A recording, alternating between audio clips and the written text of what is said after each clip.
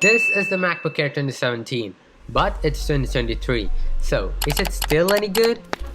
Since this is an old MacBook, this has a lot of ports. It has two USB-A ports on either sides, an SD card slot, Thunderbolt 2, and a MagSafe port for some extra safety. Now the design. It is basically the same as the MacBook which Steve Jobs pulled out from the envelope. It is thick on one side and thin on the other.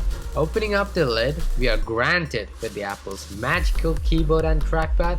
It is so ridiculously good considering that this is a 7-year-old MacBook. The thing that is not so good in this thing is its screen.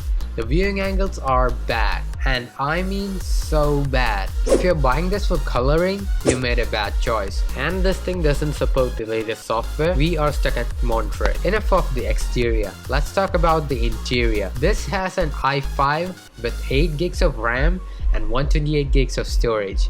And the 128 gigs is so easy to fill. If you are going to do video editing, you need to upgrade the storage.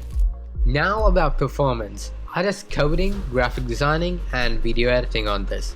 And video editing part is kind of slow, but considering that this is a 7-year-old MacBook, this is a beast. It even outperforms my old Windows laptop, which is 3 years old. Now let's talk about the battery backup. It is good if you are just browsing the web. When you start to do some heavy work, this might give you a little bit time, but if you need to know exactly how much time this thing lasts, check out my YouTube Shorts video that I did, in which I pushed this thing to its max. Bye.